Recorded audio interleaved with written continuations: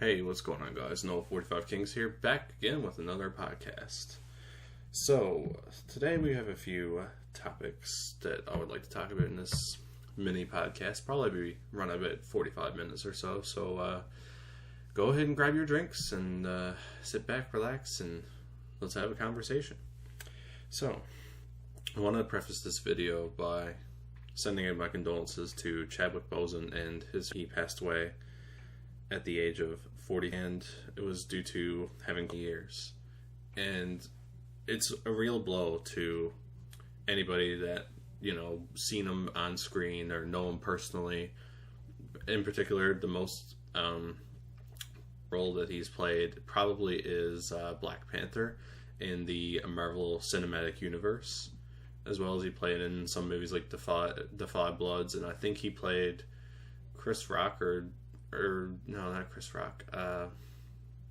He played somebody. He played this famous celebrity in a movie, and he was apparently really great in that movie. So it's very unfortunate, and I'm not going to mention his name in the title, draw attention towards somebody, especially after their passing. And he's somebody that a lot of people really looked up to, man. It's very, very sad, honestly. It's a really big blow to, especially if you're a Marvel fan, because they said that they're doing a Black Panther 2, and it was a really big win in African American communities and towns and families, because many people resonated with Black Panther as well, and the character and what he stood up for when it comes to African culture as a whole. And he paved the way to have African culture much more represented on the big screen, which was very, very, very, very great. Very great. I watched the movie. I love Black Panther. It was a great character, great movie. It was so good. It's very unfortunate. It's very, very sad to see him go. I'm glad he got to be on screen for Avengers Endgame. He got to be on screen for Black Panther, of course. He got to be on screen for Infinity War. And, oh my God, Black Panther was an amazing movie, must say. It was really good. I highly recommend it if you guys haven't watched it, especially after the passing of Chadwick Boseman, to see his true talent shine when it comes to the big screen. So, yeah. Just wanted to put that out there. And, so, it's crazy to think, you hear all the time in the media, so many people are after losing their lives due to the fact that they have chronic illness and they don't put it out there. Like Chadwick Boseman was a very inspirational person, for example, as we've seen recently, and he went to children's hospitals and visited children when they were sick at their lowest when it comes to having these genetic disorders or cancer or what have you. And he went around doing that, and he didn't mention at all that, hey, I'm a cancer patient too. He did not even do that. And it's unfortunate that so many people are gone of this earth due to the fact that sometimes they just don't reveal their sickness or their illness. And I'm sure that Chadwick Boseman was taking treatment for it, of course. And we don't really know the personal details of his personal life, as far as I'm aware. But you hear many people all the time struggle with these chronic illnesses and go day to day just normally as they are. And I really salute you. I truly, give you my gratitude. My respect is for you. But when it comes to these things, we should be more open-minded. We should be able to have a dialogue and a conversation when it comes to chronic and even acute illness, really. If you feel pain, you don't have to, obviously ignore, annoy people about it or ignore people from expressing how they feel or what pain they're going through. We should just be there for them and respect them and allow us to have an open mind and an open conversation to discuss these many illnesses and sickness that people endure day to day. And I think it's very, very important that we as a society continue to move forward like that. So, yeah, that's that. And it's hard to process. It really is hard to process for me personally. When I seen that, my mouth really dropped. I was so shocked. But all my respects to him and his family, and I pray for you, my king. Much respect, much respect. and rest in peace, Chadwick Boseman. So, moving on from the whole Black Panther Marvel thing, as I themed earlier, a lot of people are mostly dealing with, of course, the death of not only just a character, but as a person as well. And they're dealing with, obviously, a person's death is much more valuable than a character's, but, now we're moving into another conversation now, which is that Fortnite has recently done a Marvel theme at the end of August. It was very interesting. Yeah, I think it was at the end of August. Yeah, I'm pretty sure. But yeah, they did a Marvel themed battle pass, a whole Marvel themed season where like POIs are Marvel themed. So like there's a bunch of dead Sentinels. There's a Black Panther monument, which is very, very, very respectful for Black Panther and the character of Black Panther, and as well Chadwick Boseman. A lot of people are remembering him, and it's good to see that Epic has put that in there. I don't know if they did it on purpose or if they just had the whole plan all together. So really don't know, but it's glad to see that that is in the game, Fortnite Battle Royale. And I'm looking through the Battle Pass now, and there's a lot of cool characters. There's Thor, there's She-Hulk, there's Mystique. I don't really know much about her, but or She-Hulk for that matter. I know She-Hulk, with her backstory. Her backstory is that Bruce Banner, the Hulk, gave his cousin a blood transfusion, a blood transplant? No, blood transfusion, yeah. And anyway, long story short, she ends up getting powers from him, from his blood.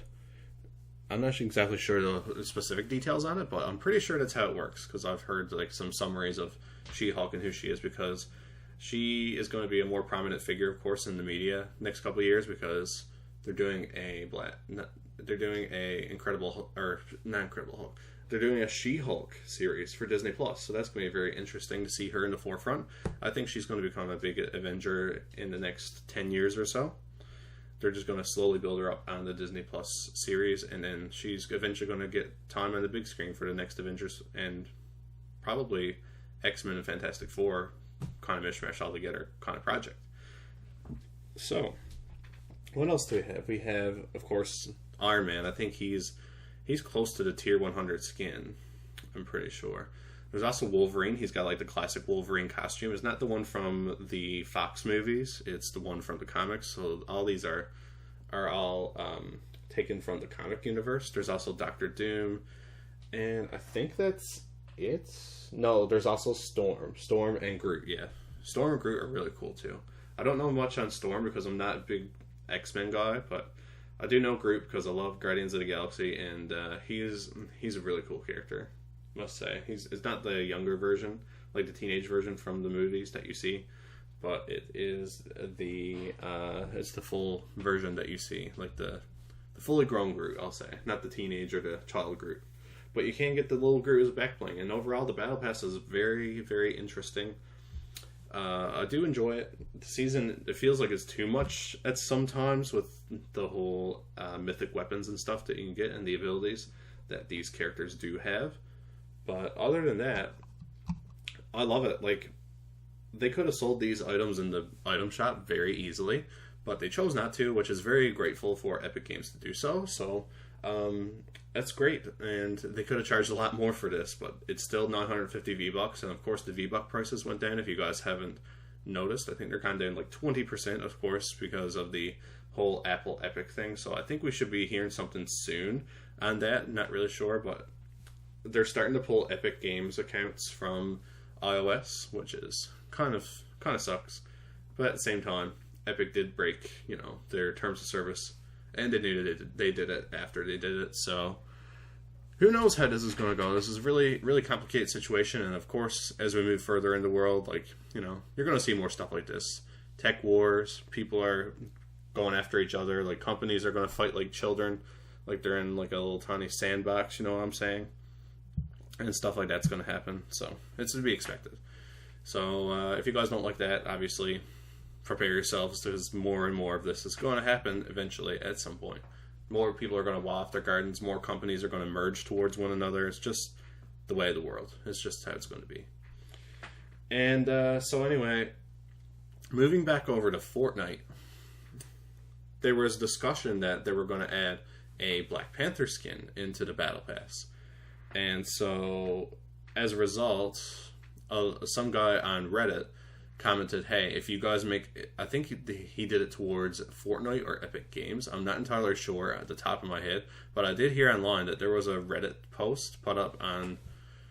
directly directed towards Epic Games and Fortnite to get the Black Panther skin when it does come the item shop, because there's a POI there, so like why would they do that unless they're just putting in the POI there just to say, hey, we got Black Panther representation in the game. I don't know, but they're saying if you do introduce a Black Panther skin into the game, it should be in remembrance to what Chadwick Boseman, and they should go ahead and donate all the profits that they gather from the sale of the skin towards colon cancer research or a colon cancer charity, which I think would be tremendous. Actually, it'd be really great, and I hope that Fortnite actually does do something like this, because it would be great, and it would open up a lot more games to do charity work as well. For example, Call of Duty, when they had the Australian fires, Call of Duty Modern Warfare had an Australian theme pack, which you could buy a bunch of cosmetics from there. It had an outfit, weapon charm, and something else, I do believe. It was like a sticker or calling card. They had like an Australian relief fund there. So like you could pay like $5 and all profits would go towards Australia and helping the wildlife get back together after the wildfires that raged last year. So that was very, very bold of them. That was excellent of them. And if a company like Call of Duty, or like if a game like Call of Duty and a company like Activision of all people, if they can do something like charity like that, why can't Epic Games and get some positive PR for it and also donate a lot of money? Because I wouldn't buy a Black Panther skin myself because I don't think I would use the skin, but if some of the proceeds at least went to colon cancer research and it was in memory of Chadwick Boseman, like they mentioned it in the description of the skin, I probably would buy it. Not gonna lie, because that would be amazing. And I think it would be just overall a great thing. And I hope Epic Games, if you're listening, I dare you are listening to the podcast, but if you guys are, then go ahead and put that in the game and make sure you funnel all, or at least half of your profits from the Black Panther skin that many people believe and speculate is coming into the game. Make sure that goes towards colon cancer research. That would be a very pro-consumer move. It would be a very good and commended move, actually, by everybody overall. Like you would get like a lot of eyes on the game. You would get a positive spin on PR. I think it would be great, and it would be just great for colon cancer research as a whole, because the more money that cancer research can get, the more better we can get on funding and funneling towards a cure or better treatment. So yeah, that'll be pretty great, because yeah, it would just be really great overall. Like that would be a win-win situation overall. Nobody would dare call you out or say anything negative if you did that at all. So, but I feel realistically, a lot of people feel that Fortnite's just going to put out the skin and nothing's going to happen, which that would be very unfortunate. So I'm just going to have a quick sip of my drink here, and we'll move on to another topic. So a lot of people have been asking me about my ambitious podcast that I'm going to do. I'm going to do like a future of humanity style of podcast, which would be pretty interesting. It's going to be like a topic based. It's going to be a general thing, like talking about like 3D printing and nanotechnology and AI, all that cool stuff. So it'll be like a longer form podcast. It'll also be a much more professional one. So I have a script made for it and everything. Like usually I'll just jot down topics and I'll go, free form as much as I can, freestyle it, and but yeah, I'm just going to do this one a lot more professionally, and I think it's going to be really great, and I think you guys will really like it. Hopefully it'll be my next podcast. But coming up next on the topic, speaking of Marvel, I thought of it again. I played the Avengers beta. Now, I played the Avengers beta exclusively just for getting the Hulk Smasher's pickaxe, which I thought was pretty sick, and it's still pretty cool. Like, I'm not going to lie, free is free. If it's free, it's for me, that's just how I am. But, I did not like the look of the game. I don't know. The whole idea, like, for me, personally, the idea of being, like, a superhero is a really cool concept. Like, you know, you should be indestructible. You should feel like you have all this power, all this might. Like, I'm the Hulk. Like, you know, that sort of thing. But with regards to Avengers, there was a bit of controversy about a month ago before the game came out because Spider-Man is a character only in the PlayStation version and the PS4 and PS5 version because Sony owns the movie rights and some of the video game rights as well, I do believe, for Spider-Man. And it kind of sucks, to be honest.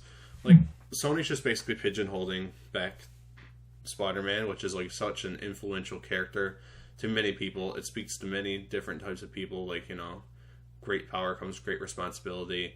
The whole Spider-Man suit, the powers, Peter Parker being a teenager, and even Miles Morales, who becomes a really prominent character later on in the Marvel Universe as well. I think he's either an alternate. I'm not entirely sure about the comics, but he's either an alternate version of Spider-Man or he's what happens after Peter Parker gives up the mantle of Spider-Man. I'm not really 100% sure on that. I did watch a video before explaining the origins of Miles Morales, but I can't remember the details off the top of my head. But it makes, you know, it puts, you know, Spider-Man in a different environment and gives a different character sort of that field to tackle that. Like, they come from a different background and they come from, like, you know, a different part of society. So really, you know, it was pretty cool. I commend Marvel for diversifying their cast as much as they can, but overall, I'm not a fan that Spider-Man is not going to be in the Xbox or PC version. I'm going to get, if I do get it, it probably would be on the Series X because I played it on my One X and the game did not look that great, not at all to me, especially in some cutscenes. That's just me though. Maybe some people will look at it and be like, "Oh my gosh, this looks so amazing." Like, I don't know. There was also audio glitches. Like, during cutscenes, I could not hear audio a lot of the time. It was very frustrating. But after I played a little bit of some of the levels and stuff, the gameplay itself, like the idea of making you an Avenger, making you play as Thor, Hulk, Miss Marvel, Iron Man, or Black Widow was a very cool idea. I mostly played as Hulk, and I do believe, I played as Miss Marvel as well. Miss Marvel felt really good to control. I must say, she was my favorite. Because she has the long, stretchy arms, so she can like punch people from like halfway across the room, which was really cool. The Hulk was pretty decent. I found him; he felt a little bit bulky, of course. The Hulk is a bigger character that kind of balances things out, and it makes sense. But I don't know. The whole idea of the loot and all this stuff. If they just kept the skill trees in, because I didn't even know about a skill tree. I just basically put on whatever best loot was there. And I was just like, I want to get back in the game. Like, I feel like the whole live service thing for Avengers is not very good. It's going to be to his detriment, of course, at launch. But I think over time the game will get better. It will look better on the Series X, the Xbox Series X, when I do get that. At some point, hopefully. Excuse me, hopefully. I'm not entirely sure when I'm going to be getting the Series X because Halo Infinite is not there. It's not launching with the Xbox Series X. It was delayed to 2021. Because a lot of people, they did enjoy the gameplay on that, but the look of it, and it didn't look next-gen to a lot of people. Even the Craig meme, like I said in the last podcast, I'm pretty sure, did not give a good impression. Left a lot of sour taste in people's mouths, so 343 are getting some industry veterans and people who worked on Bungie, or worked at Bungie on Halo and Destiny, and worked with Microsoft previously. They're now coming on to help with the project, make sure the lore is all good and intact, and make sure it's a good direction for Halo. I don't know how much you can change, because it seems like Halo was in development, I think, since 2015 or 2016. They were originally going to put it just on the Xbox One and probably upscale it on the Series X after, but it seems like they're putting a lot more effort in this time around, so hopefully it'll be a great game next year when it comes out. They also said that they're going to have a 120 frames per second mode, or at least the multiplayer as a whole on the Series X is going to be running at 120 frames per second, which will be really cool. I'd like to try that out, but I'm not going to be getting a Series X when it comes out, probably November. I don't know.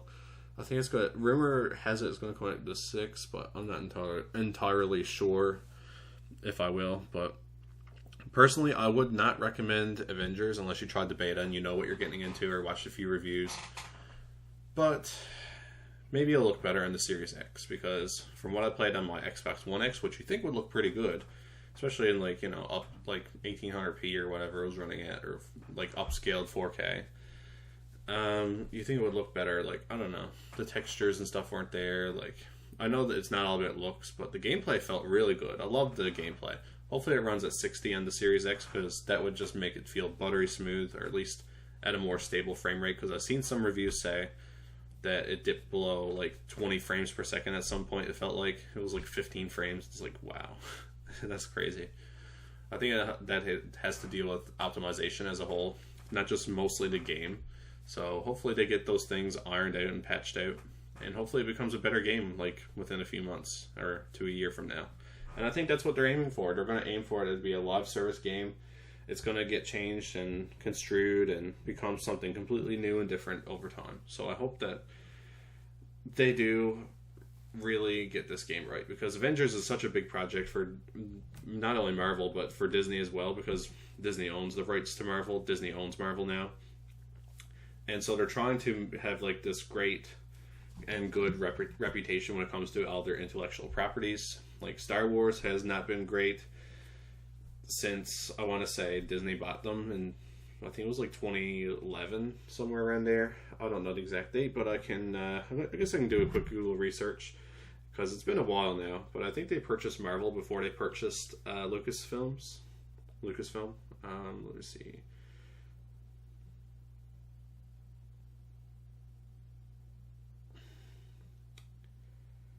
Yeah, it was in October 30th, 2012. So I figured it was around there, because I think they were making.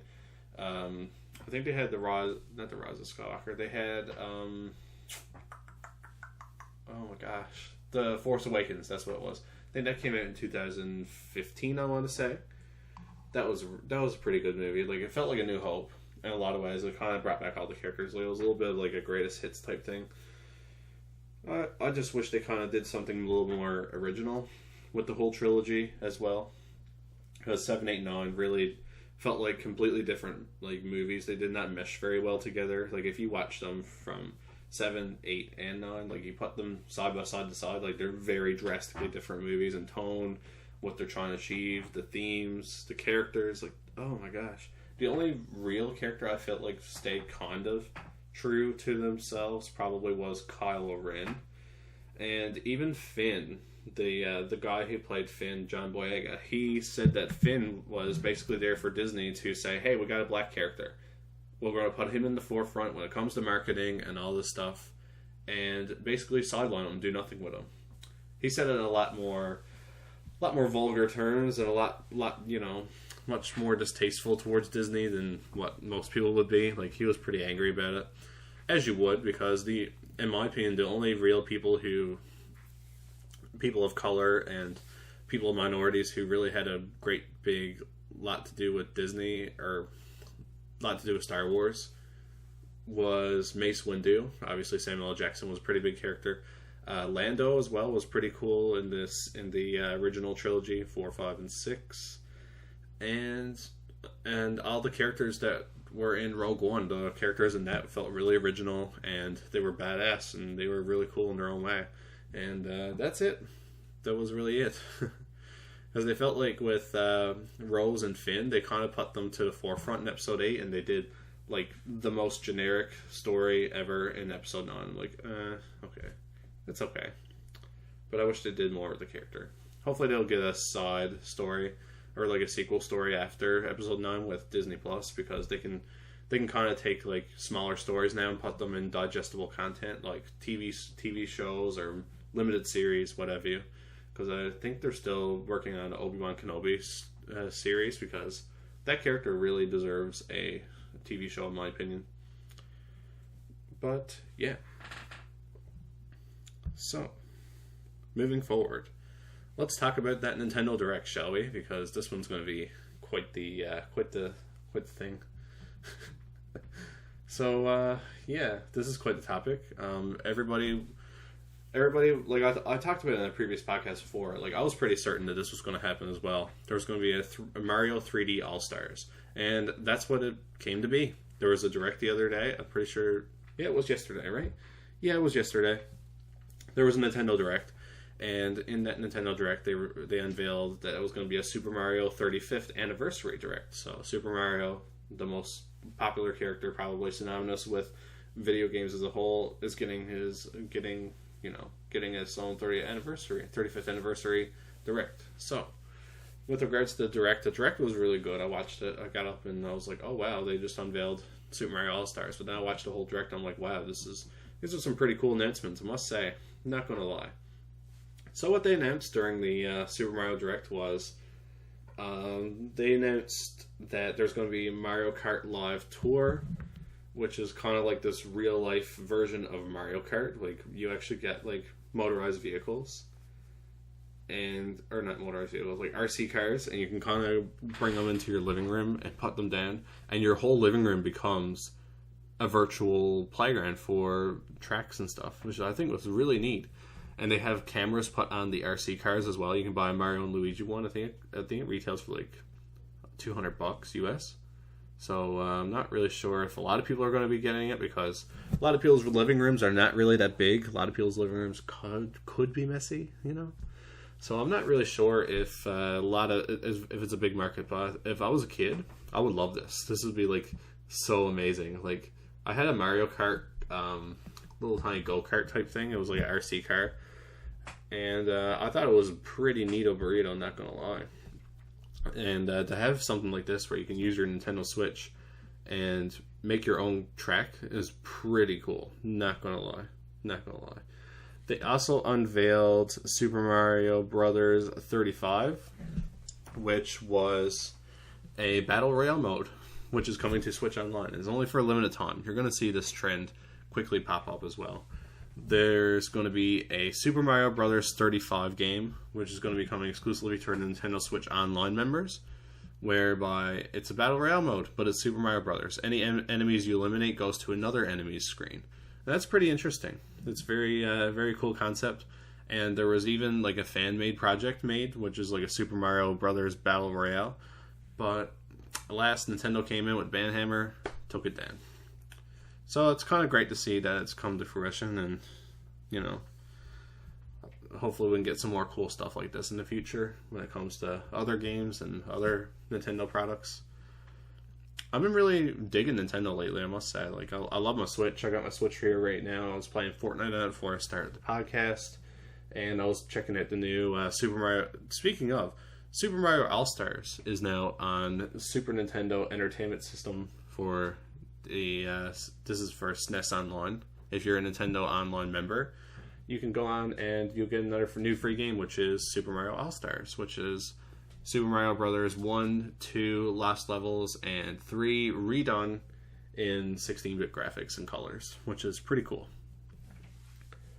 And what else did they announce? They also announced a new Game & Watch. So it's a little Game & Watch, and if you grew up in the 80s, you probably know what the Game & Watch was. It was basically like a little tiny handheld, and it was a clock, and it also had like simple games on it. Like there was like Ball, and there was a few other games, a lot of cool games.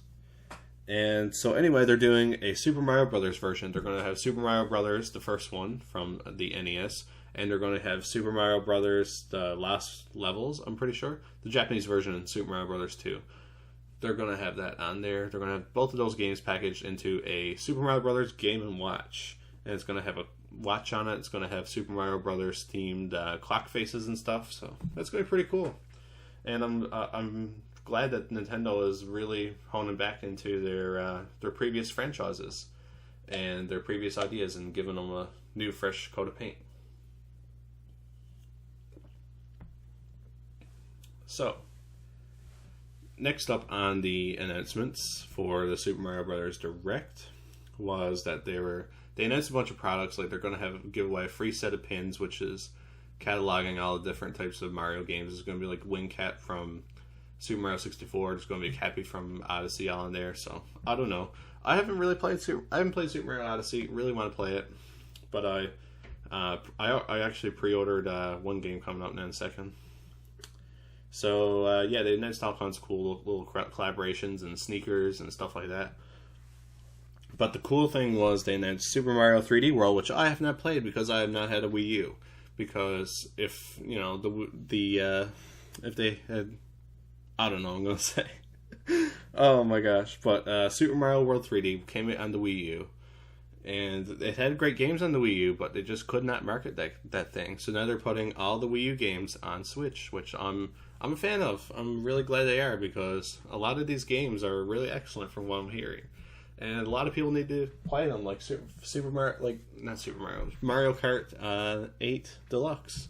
One of the best Switch games that's on the market right now. And it's one of the best selling, and there's a reason why, because it's a really great game, and they added all the extra content. So, they keep doing this, I'm not going to complain, I really do like it, and if there's something that's appealing to me, I'll probably pick it up.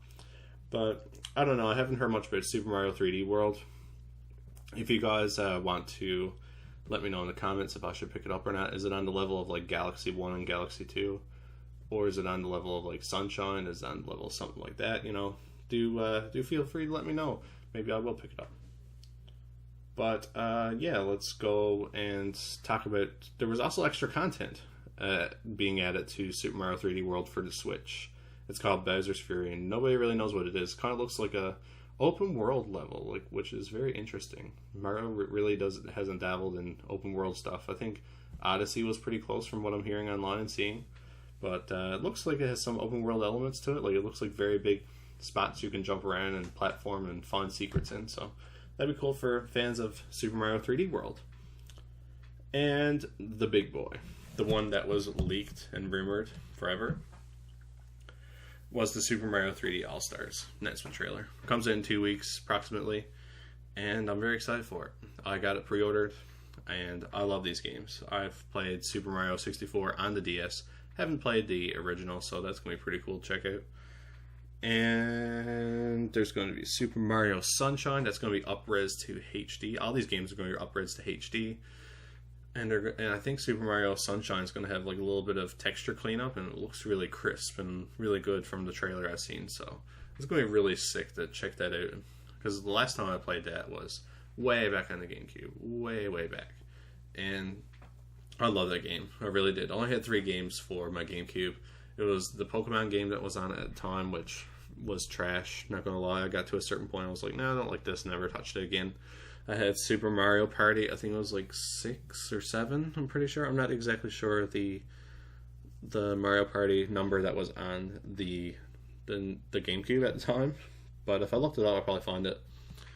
And there was a few on there, I'm pretty sure. And also on the Super Mario 3D All-Stars, we're going to get Super Mario Galaxy. But no Galaxy 2. Why though? Super Mario Galaxy 2 was amazing. Had like so many great features, and introduced Yoshi, redid some levels that were in the previous ones, expanded on Galaxy 1. I think it was really good. A lot of people are saying maybe they're going to do a Galaxy 2 Deluxe version, which I would be very glad if they did. I would not complain. I'd be very, very excited to see if they did do that. Hopefully we can get a Galaxy 3, because that would be really cool. Like, do it in the grand scope of Mario Odyssey. I think that would be so cool. But yeah, that was it. That's a lot of announcements and a lot of big bombshells dropped. Nobody expected the Mario Kart Live home circuit game. They did not expect it. But I did remember seeing that there was a string of rumors, and then that string of rumors was it was going to be a good year to be a plumber, and there was going to be something to do with wheels, and everybody thought Mario Kart 9, and this is your Mario Kart 9, I guess. I think it's just a spin-off, personally. I think we'll see a Mario Kart 9 towards the end of the Switch's life, but I don't know. I really don't know. Maybe it might be next gen as well, because there's rumors that there's going to be a next gen Switch coming out in 2021. Well, not really a next gen, but kind of like a PS4 Pro or Xbox One X, like a half generation upgrade, just so the Switch can get these greater enhanced games. Like, for example, you know, the Switch would never be able to run a game like, let's take for example Red Dead 2, or maybe it wouldn't even run a GTA 5. Maybe it'd run GTA 4 or 3, but it wouldn't run GTA 5. I don't think they could do it, but it would only have to be like the single player version, in my opinion, or they'd have to like make the game so reduced to like nothing, basically. Like it would have to have like really blurry textures and look really bad in order to get it there. So I don't know if GTA would be worth it, but if they had a Switch Pro, they could potentially get better and bigger games on the Switch as well. Like these bigger third-party games that require a lot more horsepower and graphical enhancements as well when it comes to hardware, because the Switch is a pretty good system. It's not super beefy, but if it can run Doom at 30 frames per second, which is quite a great feat. Apparently Doom Eternal is supposed to be coming to the Switch as well. Haven't heard any news on that, so hopefully we can get some more news on that as well. But I wanted to bring it back for a second. Let's go back. So with regards to Super Mario Brothers 35, that's going to be good until March of next year. That's not going to stay permanently on the Nintendo Switch Online service like Tetris 99 has. And with regards to the Super Mario 3D All-Stars, the physical and digital versions are going to be limited time. Like, if something sells good, why don't you sell it? It makes no sense. So I think Nintendo needs to rethink their strategy when it comes to this, and maybe they're trying to do, like, a lot of people are wondering, oh yeah, they're just going to do like a Disney Vault type thing. Like, they're only going to release it for so long and say, oh yeah, get it now, or else you might never get it again. And every couple of years they'll be like, oh yeah, here we go, releasing Super Mario 3D All-Stars again. Here you go. Or there's another theory I'm seeing browsed around, which is that N64, GameCube, and potentially Wii support may be coming to Nintendo Switch Online at some point. So I think N64 is coming at some point, and a lot of people are wondering, hey, like, what are they going to do? And maybe they will just take all these games off because they want to promote Switch Online and say, hey, if you want to play Super Mario 64, you got to get Switch Online. I think it's a very good and smart strategy that Nintendo has done. And honestly, I wouldn't put it past Nintendo to go ahead and do something like this. It's in a way it's kind of scummy, because then it's like, oh well, we gotta buy it before March or else we'll never get it again. And I do feel that a lot of people are going to be buying up this game, because what if somebody's cartridge breaks? You know, you can't really get that game anymore. That's kind of a good thing about digital, so you can kind of re-download it. But what happens, later on if, it comes back out? Like, did we just buy it up for nothing? And it comes at like a sale price of like $50 US or $40 US, you know what I mean? So maybe in a way they're trying to just get as much profit as they can and trying to release these just so they can have artificial scarcity when it comes to their games. I feel like that's a strong possibility as well, and I could see Nintendo do that. I honestly could. So that's up in the air, and hopefully they do a Galaxy 2 deluxe version, and hopefully that means that Galaxy 3 or maybe a whole remake of Galaxy 2 is on the horizon. That would be pretty cool. I'd buy that. 10 out of 10. Would recommend. Mario Galaxy games, I did beat them. I did not beat the endgame stuff. I think there was endgame stuff in Galaxy 2. But I never imagined that I'd be playing Super Mario Galaxy again on Nintendo Switch Joy-Cons. But here we are, 2020. What a weird and wild time. 2020 has been like a really crazy... It's been a really crazy year. I wouldn't say it's a great year. I think most people would agree with that. So, yeah. Hopefully we can ride it this year, and hopefully next year will become better. And so yeah, let me guys know, like, what are your plans for the remainder of 2020? Should we just ride this ship out and say, put everything at this until next year? Like, I feel like that's just what everybody, like most major companies and government bodies are doing. So hopefully the same happens for everything else. So that'll be it for the podcast today. A little bit of a short one. So if you guys do enjoy, please leave a like down below. Comment any questions or suggestions you might have for the podcast so I can continue to grow and do better. I just don't like to be personally attacked or anything. long as you give me some good criticism, I will try to accommodate you and try to change.